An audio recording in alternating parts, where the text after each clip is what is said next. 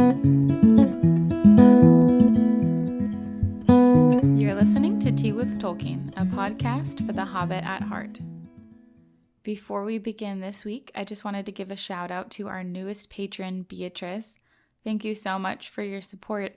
I really appreciate it, and I'm so happy to have you as a part of our Patreon community. So we are on week 10 of the Silmarillion, which marks the halfway point in our book club, which is very exciting if you ask me. I feel like we've already covered so much ground in the Silmarillion, but from here on out, it's just going to get even crazier and more exciting, in my opinion. This week, we are discussing chapters 15 and 16 of the Noldor in Beleriand and of Maeglin. Chapter 15 of the Noldor in Beleriand. In this chapter, we witness the beginning of two great hidden kingdoms. Gondolin, which is the realm of Turgon, who's from the house of Fingolfin. I add these in my notes because it's really hard for me to keep track of which of the sons of Finwë these kingdoms belong to, so I don't know if that's helpful for you, but it's really been helpful for me, so I thought I'd just leave them in. So once again, Gondolin is the realm of Turgon, who is from the house of Fingolfin, and then Nargothrond is the realm of Finrod Felagund, who is from the house of Finarfin. If you'll remember, those are Feanor's half-brothers. We also watch as the shadow of Feanor's actions and the doom of Mondos follow the rest of the Noldor, and they are really living in a lot of damage because of this, and it specifically impacts their relationship with the Sindar. So, on to this chapter's summary. With the guidance of Ulmo, Turgon discovered the hidden vale of Tumlodden, and there he built the city of Gondolin, which means the hidden rock, in secret.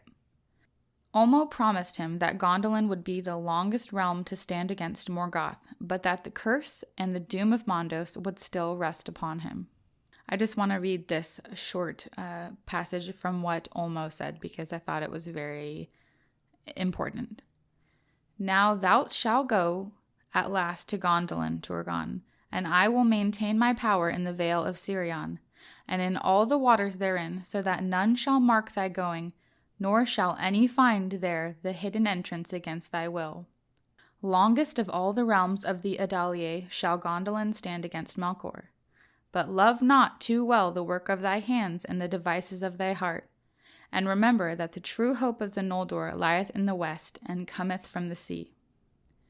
He also said, Thus it may come to pass that the curse of the Noldor shall find thee too ere the end, and treason awake within thy walls.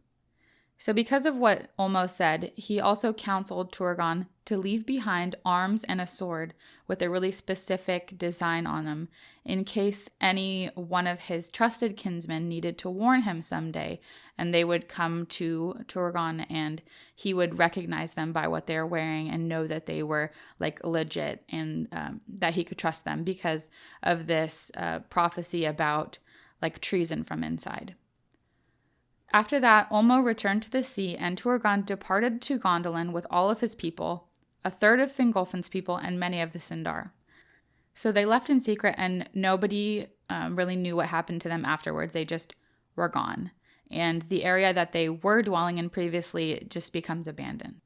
For many years, no one came into Gondolin after that. And the people of Turgon did not leave Gondolin until the Year of Lamentation. And for a long time, they all lived in bliss there.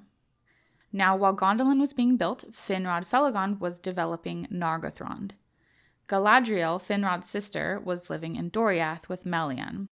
And at this point in the story, Melian is confronting Galadriel about the Noldor because she's been thinking about the way that they behave and the way that they came in and the stories that they've told them, and something doesn't really add up. So Melian is kind of going to try to get Galadriel to tell her what's going on. Melian says, "There is some woe that lies upon you and your kin." Now, Galadriel doesn't really want to give everything away, but eventually Melian gets Galadriel to tell her about the Silmarils and the Noldor's desire to wage war against Morgoth. However, Galadriel conveniently leaves out the Oath of Feanor, the kinslaying, and the burning of the ships at Loskar. Melian knew that Galadriel was hiding something, but Galadriel refused to say any more. And so after that, Melian went to Thingol and told him about the Silmarils, and he began to put the pieces together and understand the Noldor more clearly. Because up until this point, the Noldor had led Thingol to believe that they had come as messengers from the Valar, but Thingol's like, if you guys are messengers, then where's your message? Because they didn't really bring any message, so it just doesn't really make sense. Tolkien writes, "Beware the sons of Feanor. The shadow of the wrath of the Valar lies upon them, and they have done great evil, I perceive, both in Aman and to their own kin. A grief lulled to sleep lies between the princes of the Noldor." After this, Melian and Thingol continue their discussion about the Noldor, and eventually they come to the conclusion that the Noldor are a threat, but Thingol doesn't really want to do anything about it quite yet. Now, after this, rumors concerning the Noldor begin to spread among the Sindar, and Tolkien writes that these are perpetuated by Morgoth. Some of these things are true, and some of them are not, as rumors are known to be. But whenever Círdan hears things about the Noldor, he sends his messengers over to Thingol to report everything that he heard. So now Thingol is starting to hear all kinds of stuff about the Noldor. Thingol invited all of the sons of Finarfin to Doriath, and it's during this very awkward dinner party that he confronted Finrod about the lies and the betrayal of the Noldor. But Finrod replied, "What ill have I done you, Lord?" After that, Thingol marveled at Finrod because he believed that he had been a part of the kinslaying.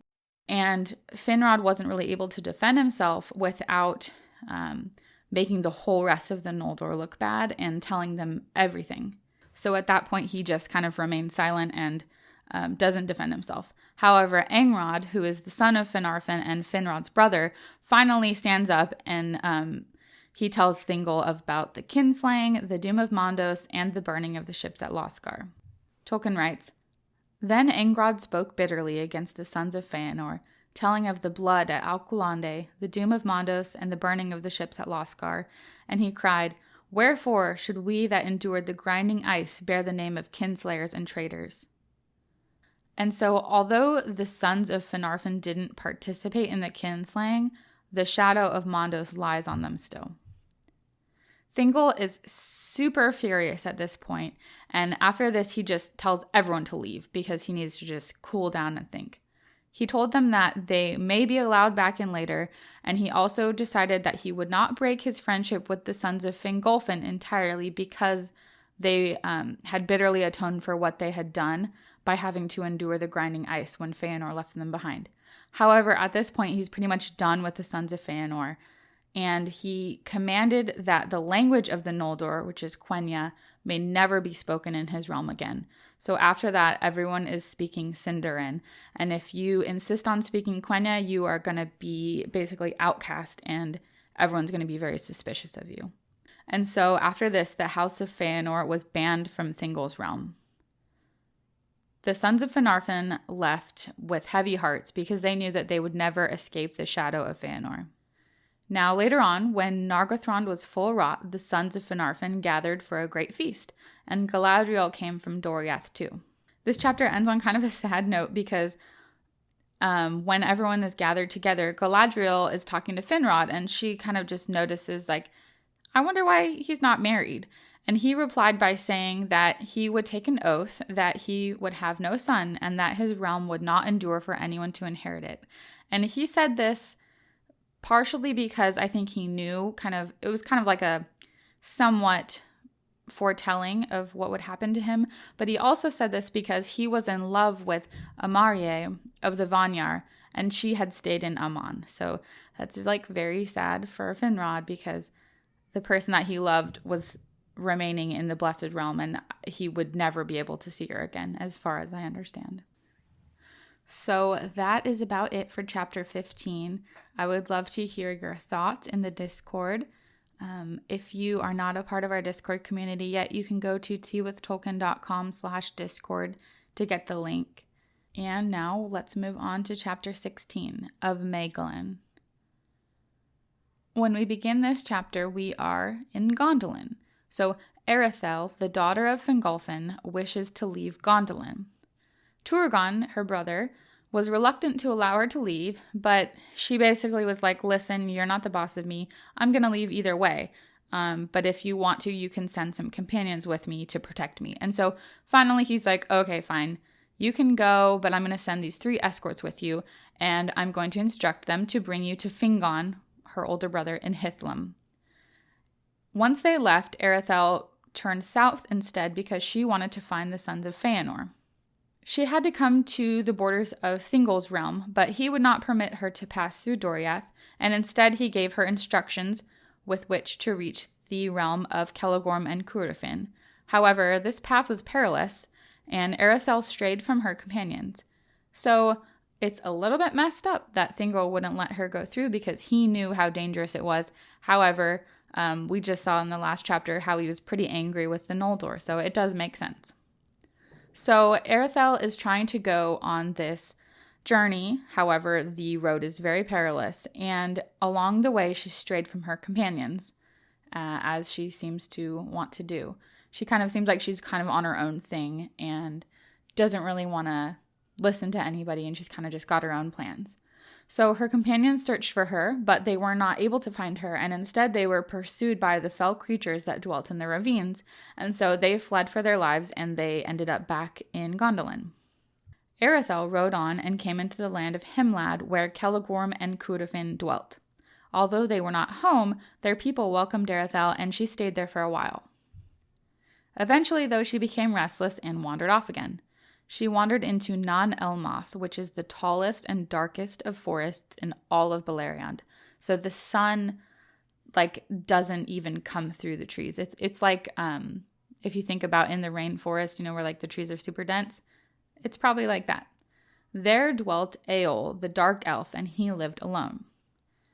I really don't like this guy. He saw Erythel, and he set about a bunch of enchantments so that she couldn't find her way out of the forest, and instead she was kind of forced to come closer to his home. By the time she finally came to his home, she was super weary because she had been lost for so long, and he conveniently was there to welcome her, brought her into his home, and she remained there and became his wife. Now, this is super creepy to me. I'm seeing a ton of red flags. Not good. This is not good.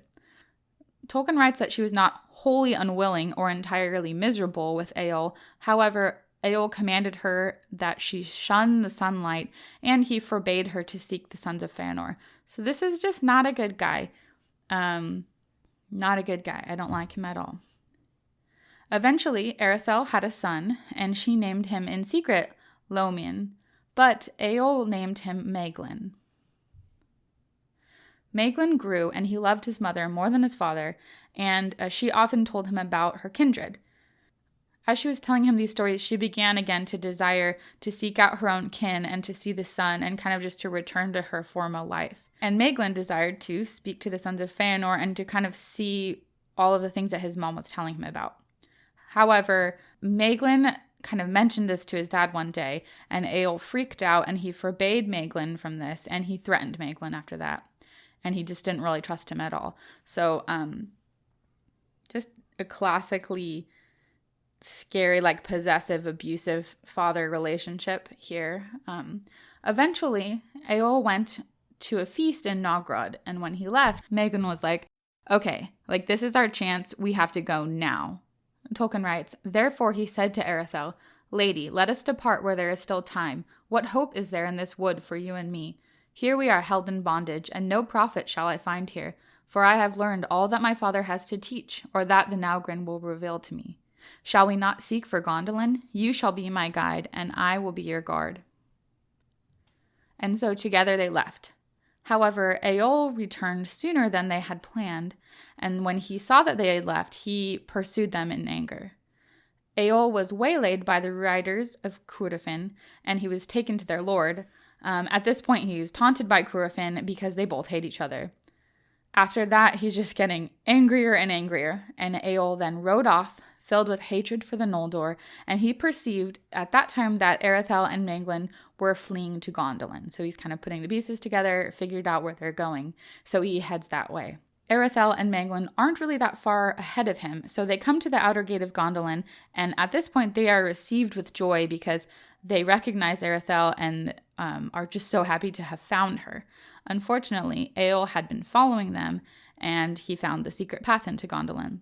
He got to a certain point, and then he was taken in by the guards, but he was like, listen, Erythel is my wife, and so that got him entrance in, kind of in a way, so they brought him before Turgon instead of just like killing him right there. Eol was brought into Turgon's hall, where Turgon told him that he could dwell in his kingdom as a kinsman, but that he was not allowed to leave, because no one was allowed to leave Gondolin once they knew like the secret path in, and this was Turgon's law. However, Eol refused to acknowledge Turgon's law, and he demanded that at least Maglin be returned to him. If nothing else, if Erythel is totally lost, he at least demands his son. And he's very like possessive, like, this is my son, you need to give him back to me, kind of like as if he owns him. However, Turgon gave him a choice. He said, this choice only is given to you, to abide here or to die here, and so also for your son.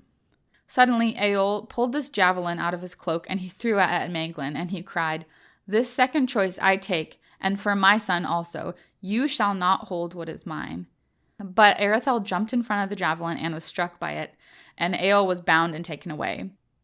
Now, Eol had secretly poisoned the javelin, and no one really understood that until it was too late, and so unfortunately Erythel died because of this. And so Eol was brought before Turgon, and he was cast down from the sheer walls of the city, so he is toast. But before his death, Eol cried to Maglin, so you forsake your father and his kin, ill-gotten son, here shall you fail of all of your hopes, and here may you yet die the same death as I. So, not a nice guy. Really don't like him. After this, Maglin remained in Gondolin, and he grew great among the Gondolindrim. However, Maglin had a problem because he loved Idril, who was his cousin, but Tolkien writes, it was not the custom of the Eldar to wed with kin so near, and it didn't matter anyways because Idril didn't love him back, and she also thought it was weird that Maglin had a crush on her because they were so closely related. Nevertheless, Maglin became obsessed with Idril and the pursuit of power, and Tolkien ends the chapter with, thus it was in Gondolin, and amid all the bliss of that realm, while its glory lasted, a dark seed of evil was sown. So, in a way, what Eol prophesied is kind of coming to fruition, where even though Maglin escaped his abusive and like possessive father, he's still going to be miserable, and he doesn't have his mom anymore. So the story of Maglin is very sad. And with that, I hope you all have a better week than Maglin did this week.